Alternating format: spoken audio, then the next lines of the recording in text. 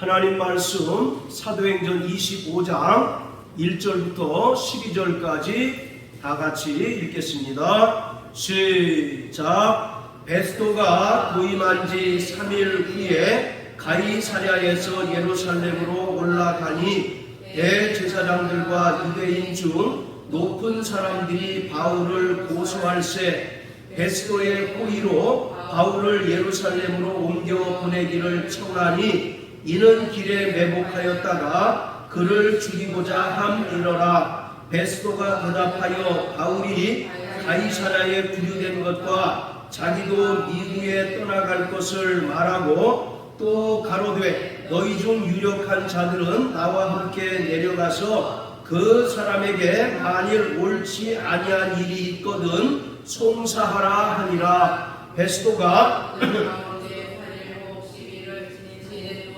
가이사랴로 내려가서 이튿날 재판자리에 앉고 바울을 데려오라 명하니 그가 나오매 예루살렘에서 내려온 유대인들이 둘러서서 여러가지 중대한 사건으로 송사하되 능히 증명하지 못한지라. 바울이 변명하여 가로되 유대인의 율법이나 성전이나 가이사에게나 내가 도무지 죄를 범하지 아니하였노라 하니 베스도가 유대인의 마음을 얻고자 하여 바울더러 묻되 내가 예루살렘에 올라가서 이 사건에 대하여 내 앞에서 신문을 받으려느냐. 바울이 가로되 내가 가이사의 재판자리 앞에 섰으니 마땅히 거기서 신문을 받을 것이라. 당신도 잘 아는 바에 내가 유대인들에게 불의를 행한 일이 없나이다. 만일 내가 불의를 행하여 무슨 사죄를 범하였으면 죽기를 사양치 아니할 것이나 만일 이 사람들의 나를 송사하는 것이 다 사실이 아니면 누구든지 나를 그들에게 내어줄 수 없사옵나이다. 내가 가이사께 호소하노라 한데 베스도가 배석자들과 상의하고 가로되 내가 가이사에게 호소하였으니 가이사에게 갈 것이라 하니라. 아멘. 하나님의 역사는 신묘막측합니다. 신묘막측이라고 하는 말은 신기하고 묘해서 측량할 길이 없다는 뜻입니다. 즉 하나님의 계획이나 또는 하나님의 역사하심은 인간의 생각이나 또는 인간의 지식으로는 도무지 알 수 없는 것이라는 것을 말하고 있습니다. 이사야서 55장 8절 9절에서 하나님께서는 하나님의 생각과 인간의 생각이 다르며 하늘이 땅보다 높음 같이 하나님의 생각이 인간 생각보다 높다라고 말씀하고 있습니다. 바울은 여러 차례 로마로 가려고 했지만 번번이 하나님께서 막으셨습니다. 바울이 로마로 가려고 하는 이유는 로마에 가서 로마 교회의 형편도 살피고 문제도 해결해 줄 뿐만 아니라 로마 교회 성도들의 도움으로 서바나에 가서 그의 선교 사명을 완수하려고 했기 때문입니다. 그런데 로마서 15장 22절의 말씀처럼 번번이 가로막혔다라고 말하고 있어요. 그는 구태여 로마를 거쳐서 서바나로 가려고 한 이유는 이방인들에게 복음을 전함으로 말미암아 이방인의 충만한 수가 구원을 얻을 때 비로소 자기의 동족인 이스라엘도 구원을 얻을 수 있다는 사실을 알기 때문에 그는 무엇보다도 열심으로 또 부지런하게 이방 선교에 힘을 쏟았습니다. 그런데 자 우리 24장 27절 한 절만 읽어보십니다. 시작. 이태를 지내서 보르기오 베스도가 벨릭스의 소임을 대신하니 벨릭스가 유대인의 마음을 얻고자 하여 바울을 구류하여 두니라. 자, 사도 바울이 가이사랴에서 2년 동안 구금을 당했다라고 말하고 있어요. 지금 사도 바울은 한시가 급합니다.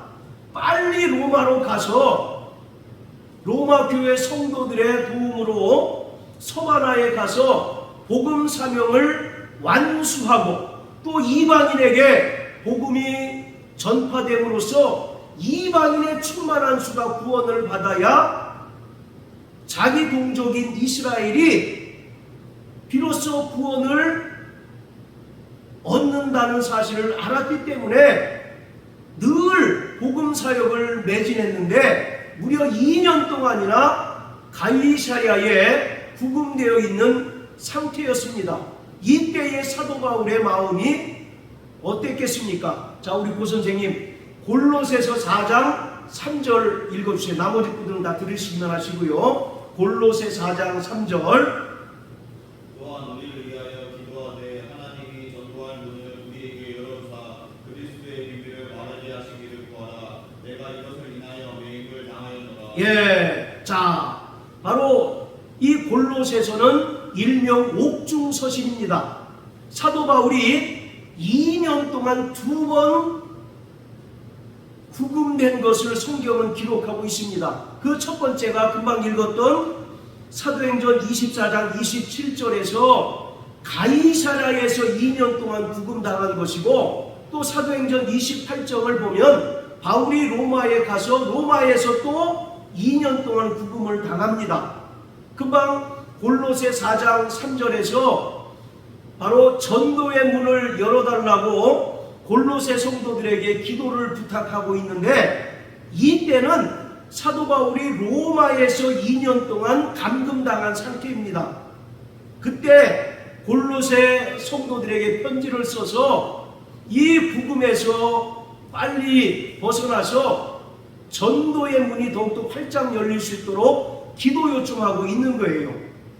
자, 이와 같이 바울이 로마에서 2년 동안 구금당했을 때 골로새 성도들에게 편지를 써서 전도의 문을 열어달라고 기도를 요청을 했는데, 가이사랴에서 2년 동안 구금당했을 때 비록 그가 다른 교회나 사람들에게 편지를 쓰지 않았지만 그 마음이 얼마나 조급함이 있었는지를 우리가 미루어 짐작할 수가 있었던 거죠. 말씀드린 것처럼 그는 한시라도 바삐 로마에 가서 또 로마를 통해서 서바나에 가서 복음을 전해야 하는데 무려 2년 동안이나 가이사랴에서 억울한 누명을 쓰고 구금되어 있는 상태입니다.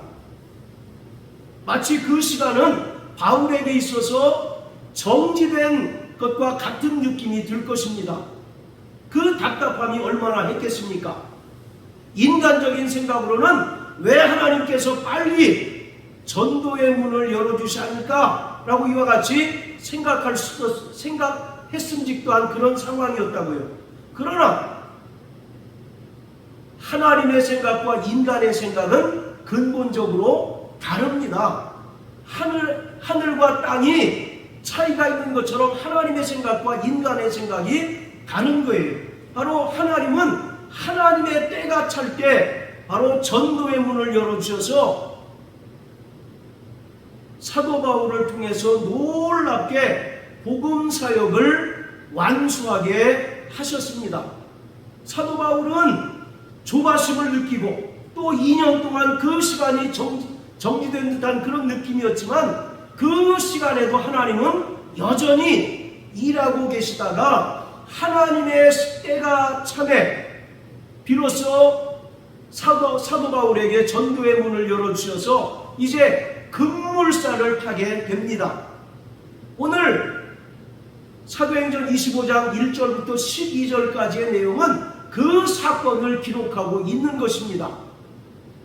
2년 동안 구금당한 상태에 있던 그 사도 바울에게 새로운 유대 총독인 고르기오 베스도라고 하는 사람이 가이사랴에 부임함으로 인해서 그가 재판이 다시 시작이 되고 그 재판 결과 바울이 로마 황제에게 상소함으로써 비로소 로마 황제에게 가는 길이 열리게 되었고 또 그 앞에서 복음을 담대히 증거하게 되었던 것입니다. 이처럼 우리는 사방이 막힌 것과 같은 그런 답답함 가운데 있지만 하나님은 바로 성도들의 사정과 형편을 누구보다 잘 아시고 그 기도를 들으셔서 하나님께서 합당하게 여기시는 때에 그 환경을 열어주시고 또 전도의 문을 열어주셔서 바로 그 사역을 감당할 수 있도록 하게 하신다고 말씀하고 있습니다. 전임 총독인 벨릭스가 로마로 소환을 당하고 난 후에 그 후임으로 27절에 말한 것처럼 고르기오 베스도라고 하는 사람이 새로운 유대 총독으로 가이사랴에 부임을 했습니다. 그래서 2년 동안 진행되지 않던 바울의 재판이 새롭게 시작이 되었습니다. 이 베스도가 가이사랴에서 예루살렘으로 올라갔을 때 유대의 종교 지도자들은 바울에 대하여 여러 가지 죄목을 들어서 바울을 고발합니다. 그리고 베스도에게 유대의 종교 지도자들이 요청하기를 바울을 가이사랴에서 예루살렘으로 불러 올려달라고 요청을 합니다. 왜냐하면 중간에 자객들을 매복시켰다가 바울이 이송하는 중에 암살하려고 그런 계획을 짰어요. 그런데 베스도는 이러한 유대 종교 지도자들의 제안을 거절합니다. 그리고 바울에게 죄목이 있으면 너희도 가이사랴에 와서 정식 법정에서 그를 고발하라고 말합니다. 그리고 나서 베스도가 예루살렘에서 일을 다 본 후에 다시 가이사랴로 돌아가서 법정을 엽니다. 그리고 그 법정에서 유대 종교 지도자들은 여러 가지 죄목으로 바울을 신랄하게 고발을 합니다. 그런데 한결같이 유대 종교나 율법에 관한 것뿐 유대 종교 지도자들은 바울의 유죄를 입증할 만한 증거를 하나도 된 것이 없어요. 그리고 바울은 자신이 무죄하다라고 하는 사실을 여러 차례 변론하였습니다. 이때 새로운 유대 총독 베스도는 유대인들의 환심을 사기 위해서 바울에게 네가 그러면 예루살렘에 가서 신문을 받을 것인가 라고 제안을 합니다. 그때 바울은 단호하게 내가 로마 시민권을 가진 자로서 로마 황제 앞에 가서 로마 황제 가이사에게 재판을 받겠다라고 이제 상소를 합니다. 그래서 자 12절 우리 다 같이 한번 읽어보시겠어요? 시작. 베스도가 대속자들과 상의하고 가로되 내가 가이사에게 호소하였으니 가이사에게 갈 것이라 하니라. 여기서 호소했다라고 하는 말은 바로 상소했다라고 하는 이야기입니다. 도무지 바울은 이 예루살렘 법정을 믿을 수가 없는 거죠. 공정한 재판이 이루어지지 않는다는 그런 확신이 바울에게 들었습니다. 그리고 예루살렘에 가는 도중에 자객들이 나타나서 그를 살해한다는 그런 위협이 있었기 때문에 더더군다나 바울은 예루살렘으로 가지 않고 차라리 로마 시민권자로서의 그 정당한 권리를 사용해서 내가 로마로 가서 로마 황제 가이사에게 재판을 받겠다라고 이렇게 호소하였고 또 그것이 받아들여져서 이제 로마로 가게 되었습니다. 자, 결국 유대 종교 지도자들은 바울을 죽이려 하고 또 여러 가지 죄목으로 바울을 고발했지만 오히려 새로운 유대 총독 베스도 앞에서 바울의 무죄만 바로 입증된 꼴입니다. 그리고 바울은 말씀드린 것처럼 로마 시민권자로서의 그 정당한 권리를 사용해서 이제 로마로 가게 되었습니다. 이 바울이 로마 시민권자를 가지고 있었다는 것이 엄청나게 복음 중재의 효과가 있었다는 것을 우리는 사도행전을 통해서 알 수가 있습니다. 로마 시민권은 아무나 취득할 수 있는 것이 아닙니다. 그리고 이 로마 시민권을 취득한 사람은 많은 혜택과 권리가 있어요. 그래서 로마가 지배하는 곳은 어디든지 자유롭게 왕래할 수 있는 그런 권리가 있습니다. 그래서 사도 바울이 로마가 지배하는 대제국 구석구석을 다니면서 복음을 전할 수 있었던 것이고, 그리고 이 로마 시민권을 가지고 있는 사람은 반역한 경우를 제외하고는 결코 사형에 처할 수 없습니다. 그뿐만 아니라 자신이 부당하게 재판을 받고 있다고 느껴지면 언제든지 로마 시민권자는 로마 황제에게 상소하고 또 가이사 앞에 가서 직접 재판을 받을 수 있는 권리가 있는 거죠. 그러니까 이 로마 시민권이라고 하는 것은 복음 중재에 있어서 대단히 큰 효력을 발휘하고 있었던 것입니다. 그리고 하나님께서는 바울이 가진 이 로마 시민권을 통해서 복음이 유대 지역의 경계를 넘어서 세계의 중심인 로마에 가서 복음이 전파되도록 역사하셨던 것입니다.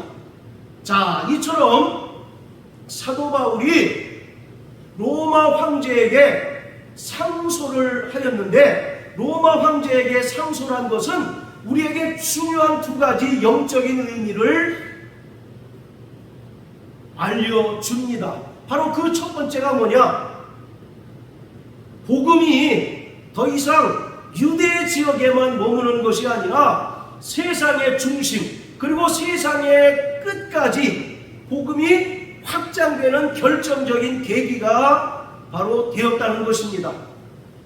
그동안은 에베소나 또는 이런 지역에 복음이 전파됐지만 로마에 바울이 직접 가서 복음을 전한 사실은 없습니다. 그런데 이러한 로마 시민권자로서 황제 가이사에게 재판을 받는 이 사건을 계기로 이제 복음이 유대 지경을 넘어서 본격적으로 세상의 중심인 로마, 그리고 서바나까지 증거될 수 있는 바로 결정적인 계기를 마련하게 된 것입니다.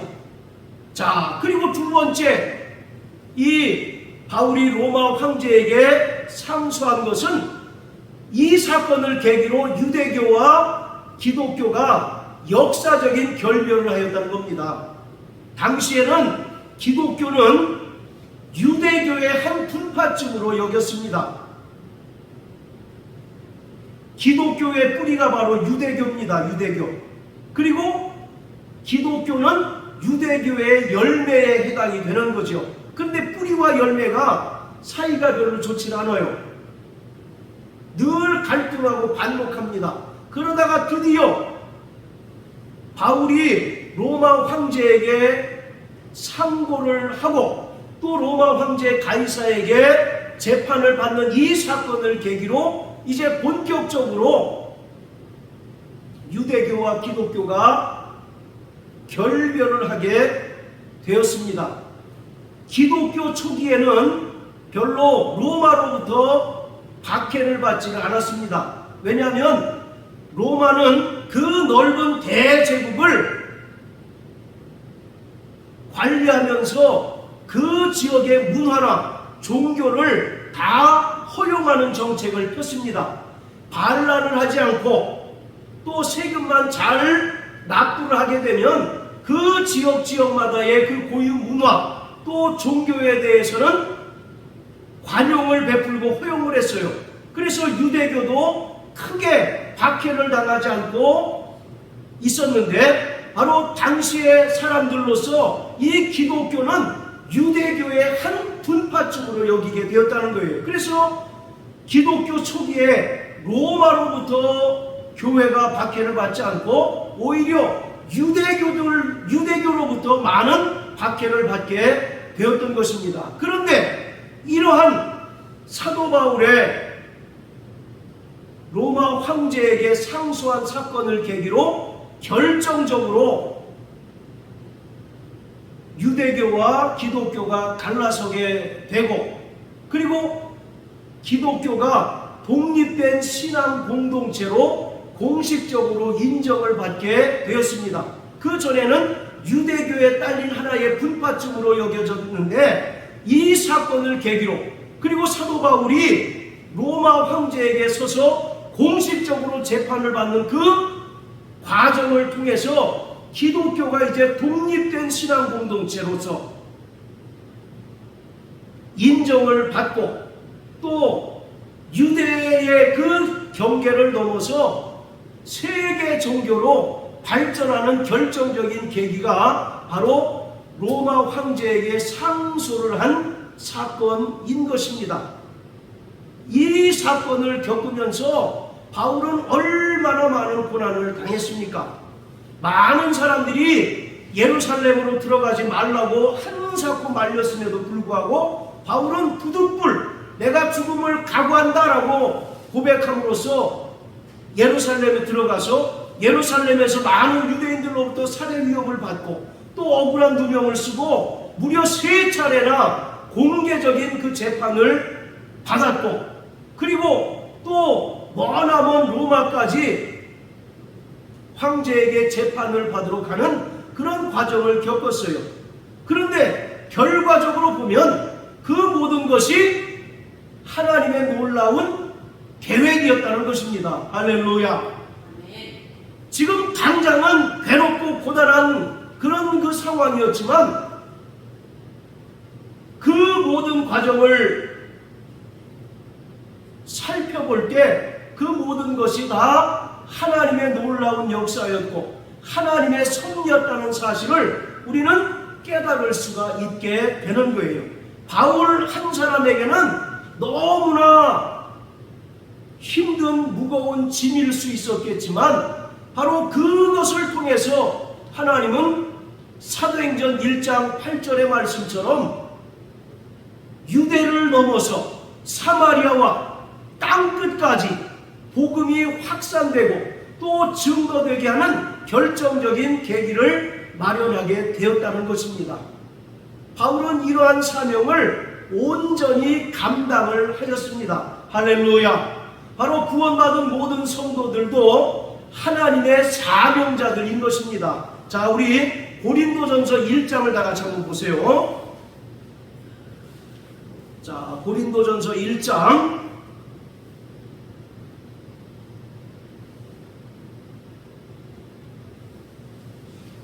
자, 1절, 2절 다 같이 읽겠습니다. 시작. 하나님의 뜻을 따라 그리스도 예수의 사도로 부르심을 입은 바울과 및 형제 수스데네는 고린도에 있는 하나님의 교회 곧 그리스도 예수 안에서 거룩하여지고 성도라 부르심을 입은 자들과 또 각처에서 우리의 주 곧 저희와 우리의 주 되신 예수 그리스도의 이름을 부르는 모든 자들에게. 자, 바로 1절에 보면 하나님께서 바울과 및 형제 소수데네를 사도로 부르셨다라고 말합니다.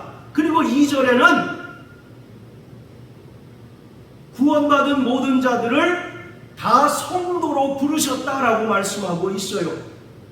우리는 여기서 바로 소명과 사명이라고 하는 사실을 분명하게 알 수가 있습니다. 소명이라고 하는 것은 하나님께서 우리를 부르신 거예요. 그리고 사명이라고 하는 것은 부르신 자들에게 하나님께서 주신 거룩한 미션인 것입니다. 이 사명을 반드시 완수해야 할 책임과 의무가 구원받은 성도들에게 있다는 것입니다. 사도 바울은 자신을 부르신 그 주님께서 자신에게 주신 그 분명한 사명이 무엇인지를 깨닫게 되었습니다. 그리고 그 사명을 위하여 자기의 목숨을 초계와 같이 버리고 결국 서바나까지 가서 그곳에서 선교를 한 후에 다시 로마로 돌아와서 로마에서 AD 64년에 순교를 당했습니다. 그뿐만 아니라 예수님의 12명의 제자들 또한 사도 요한을 제외한 나머지는 다 모두 한결같이 순교를 당했습니다. 어떤 이는 산채로 살갗이 벗겨지는 그런 고난을 당했고요. 또 어떤 이는 창으로 찔려서 죽임을 당하는 그런 고난을 당했습니다. 그런데 그들은 한결같이 자기의 목숨보다 주님께서 그에게 부여하신 사명을 앞장 세웠던 인물입니다. 그래서 자기의 목숨을 조금도 귀한 것으로 여기지 않고 온전히 그를 부르시고 그에게 주신 그 사명을 완수하고 성공시키는데 자기의 온 힘과 정성과 믿음을 다 했던 것입니다.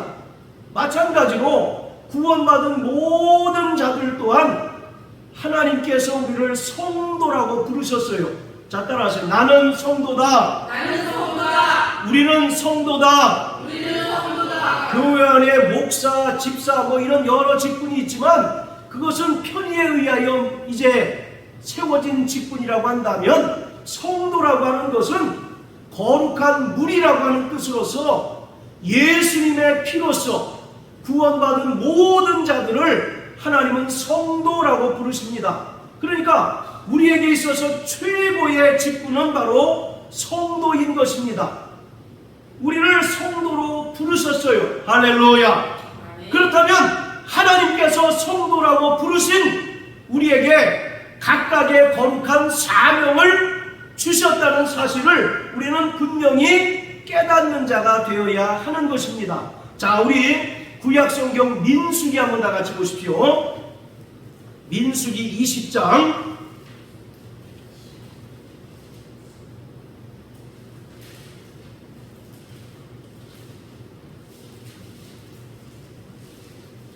자, 25절, 26절 시작. 너는 아론과 그 아들 엘르아사를 데리고 호르산에 올라 아론의 옷을 벗겨 그 아들 엘르아살에게 입히라. 아론은 거기서 죽어 그 열조에게로 돌아가니라. 자, 하나님께서 모세에게 아론과 엘르아살을 데리고 호르산으로 올라가라고 말씀합니다. 그리고 호르산에 올라가서 아론에게서 옷을 벗겨서 그 아들 엘르아살에게 입히라고 말씀하십니다. 아론이 입은 옷은 무슨 옷입니까? 대제사장의 옷이죠. 그거는 하나님 앞에 1년 1차에 한해서 대속죄일 규례를 행할 때 반드시 입어야 하는 옷입니다. 그것은 일반 제사장들이 입는 옷과 뚜렷하게 구별되는 거룩한 옷이에요. 에봇을 입고 또 에봇 앞에는 우림과 둠밈이라는 것이 있습니다. 그리고 대제사장의 양 어깨에는 12개의 보석이 박힌 견대를 차게 되어 있습니다. 대제사장이 이스라엘을 대표할 때 대표해서 하나님께 나갈 때 반드시 대제사장의 옷을 입어야 합니다. 만약에 이 옷을 입지 않고 그냥 들어갔을 때 반드시 죽임을 당하게 되죠.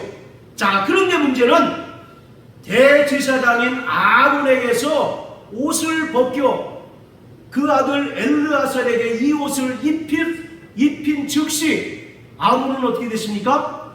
죽었어요. 바로 이 옷이 무슨 옷입니까? 사명의 옷이에요. 즉 하나님의 백성들은 하나님께서 부르셨고 또 그 부르심에 합당한 각각의 사명을 주셨는데 그 사명을 감당하지 못할 때는 그 사람은 산 것이 아니라는 것입니다. 비록 육신적인 생명은 있어도 그는 하나님 보시기에 죽은 자로 간주한다는 거예요.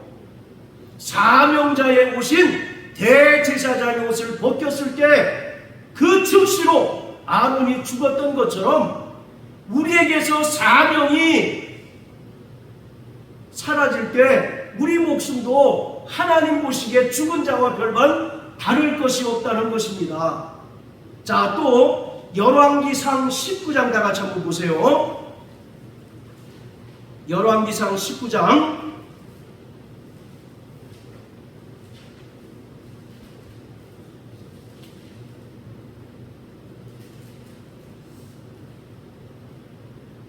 자, 이 열왕기상 19장은 열왕기상 18장을 우리가 잘 아는데 갈멜산에서 엘리야 한 사람과 바알 선자 450명이 영적 대결을 벌이죠. 그곳에서 엘리야가 승리해서 바알 선지자 450명을 모두 다 엘리야가 다 죽여버립니다. 이에 분노한 이세벨이 엘리야를 죽이려고 이제 쫓아갑니다. 자, 우리 한번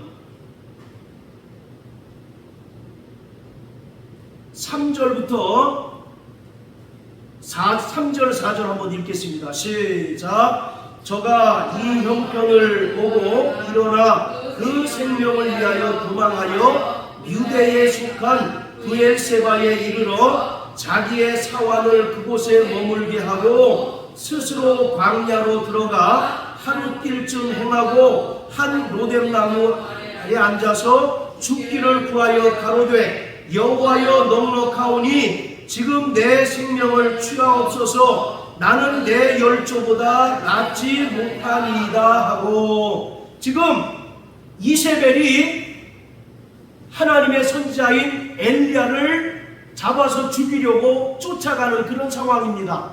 그런데 엘리야는 그것을 피해서 도망가다가 기진맥진해서 더 이상 도망할 수 없는 그런 상황에 이르게 되었어요. 그래서 하나님께 뭐라고 얘기합니까? 4절에서 여호와여 넉넉하오니 지금 내 생명을 취하옵소서 나는 내 열조보다 낫지 못합니다. 이 얘기가 무슨 얘기입니까?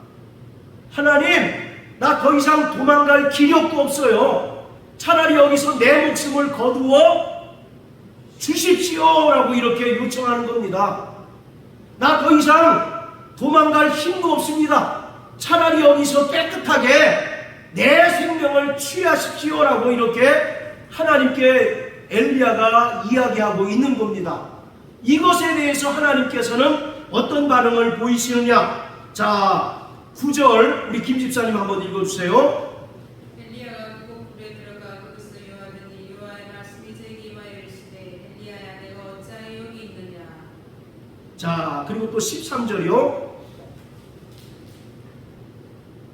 엘리야가 듣고 그곳으로 얼굴을 가리고 나가 굴 어귀에 섬에 소리가 있어 제게 임하여 가라사대 엘리야야 내가 어찌하여 여기 있느냐. 예, 똑같이 하나님께서 엘리야에게 물으시죠. 엘리야야 내가 어찌하여 여기 있느냐. 지금 엘리야는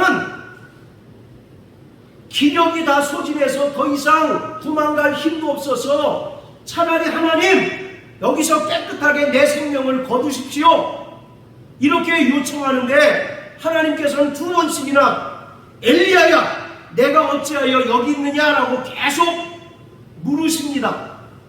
여기에는 어떤 뜻이 담겨 있습니까? 아직 네가 감당할 사명이 있다는 것이죠. 너 결코 지금 죽어서는 안 돼. 네가 감당해야 할 거룩한 미션, 사명이 있단다. 그 얘기를 계속 엘리야에게 각인시키는 겁니다. 그 사명이 뭡니까? 그 사명이 19장 19절부터 21절까지 해서 나오는 거예요. 이제 엘리야의 시대가 저물었기 때문에 하나님의 선지자로 엘리사를 새로 세우는 것이 엘리야의 거룩한 사명이었던 것입니다. 자, 열왕기하 2장을 한번 다 같이 보세요. 열왕기하 2장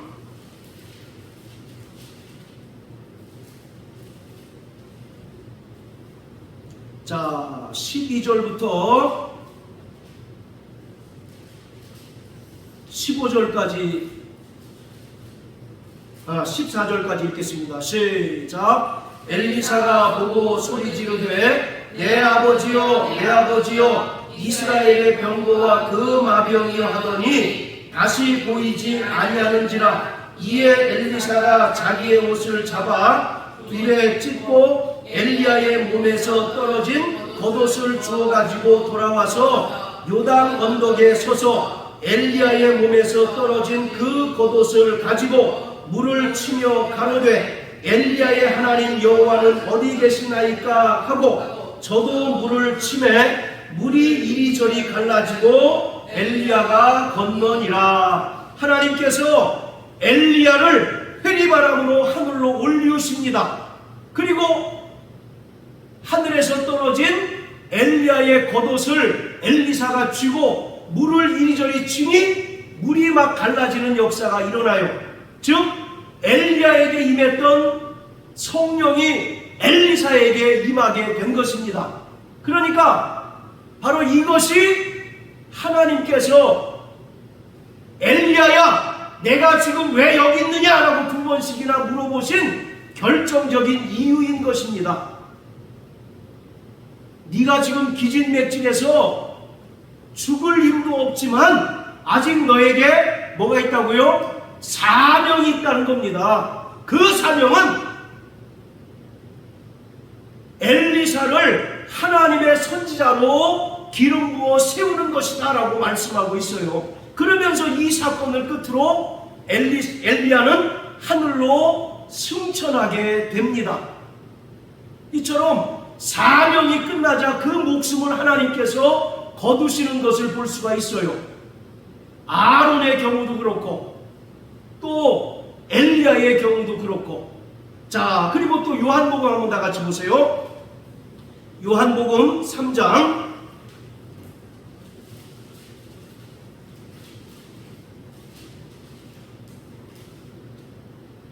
자 22절부터 30절까지 한번 읽어봅니다.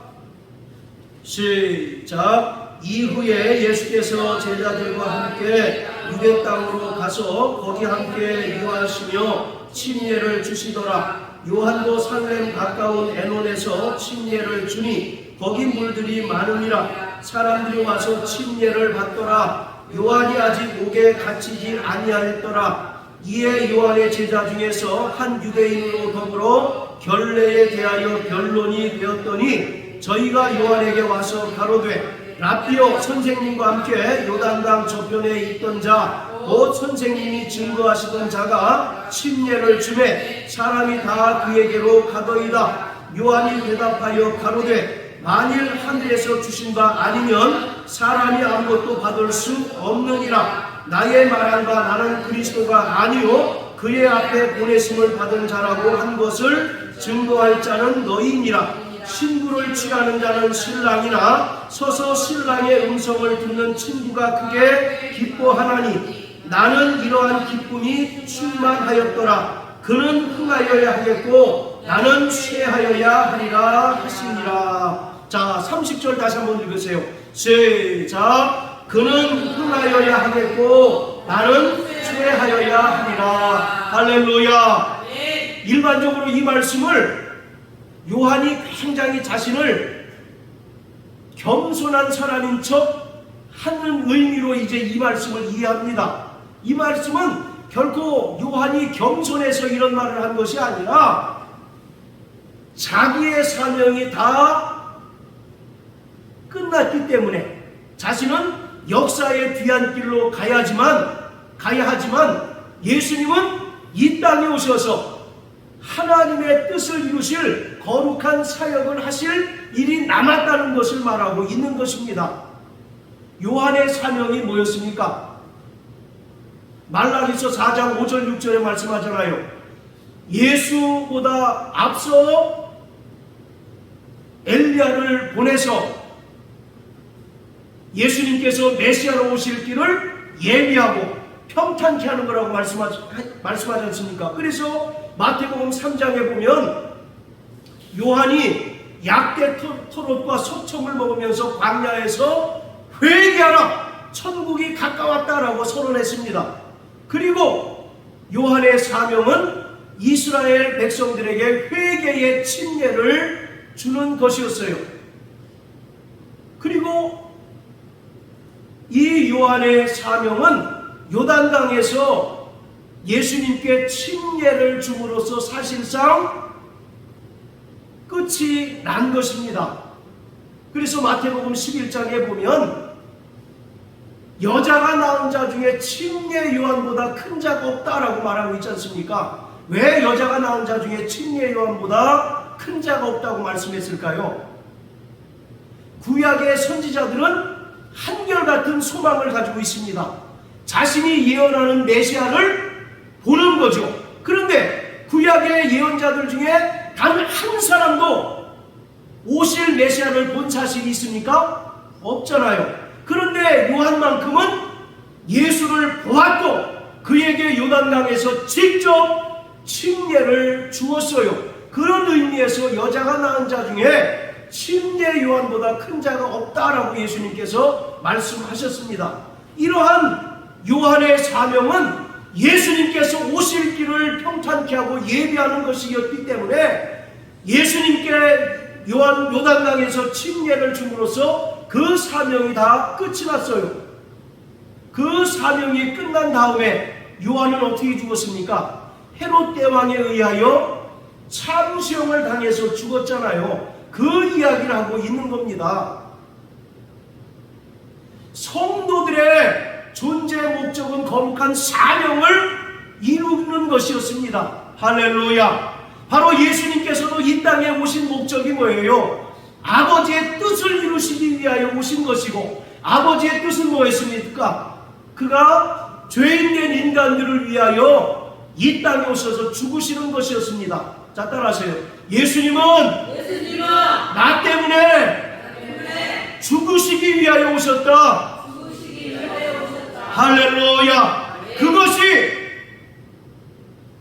예수님께서 하나님 아버지께로부터 받은 거룩한 사명이었습니다. 그래서 빌립보서 2장 6절부터 8절까지의 말씀에 예수님은 근본 하나님의 본체로서 하나님과 동등되신 분이시지만 동등됨을 취할 것으로 여기지 않으시고 스스로 종의 형체를 가져 이 땅에 사람같이 낮추셨고 십자가에 달려 죽기까지 복종하셨다라고 말씀하셨잖아요. 그는 이 땅에 아버지께서 주신 그 사명을 철저히 완수하셨습니다.